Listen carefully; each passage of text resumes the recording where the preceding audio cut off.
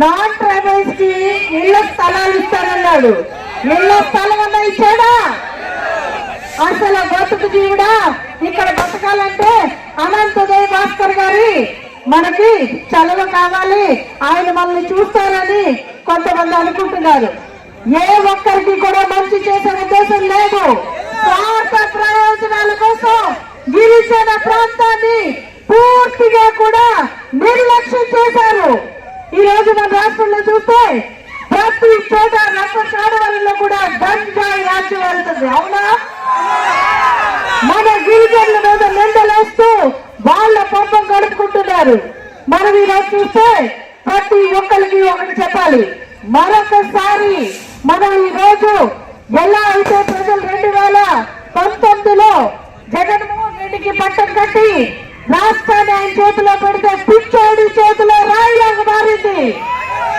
60 నెలలు మన మాన ప్రాణాలు మన చేతుల్లో పెట్టుకునే పరిస్థితి ఉంది.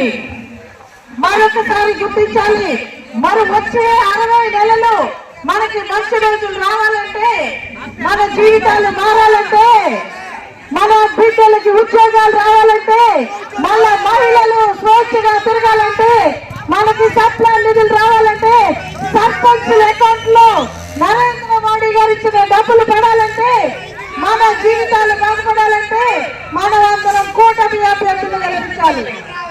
ఈ రోజు మనం చూస్తే ఒక సామాన్య కార్యకర్త, అంగన్వాడీ కార్యకర్తకి ఇక్కడ చంద్రబాబు నాయుడు గారు ఆశీర్వదించి రంపచోడవరంలో ఆమెకి ఎమ్మెల్యే క్యాండిడేట్ గా నిలబెట్టారు.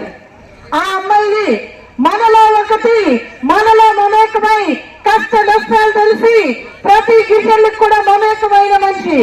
కాబట్టి మీరందరూ కూడా ఆమెను ఆశీర్వదించి ఆమెని ఇక్కడ ఎమ్మెల్యే అభ్యర్థిగా గెలిపించాలని చెప్పి, అఖండమైన మెజార్టీతో గెలిపించాలని చెప్పి మీ అందరినీ కోరి ప్రార్థిస్తున్నాను.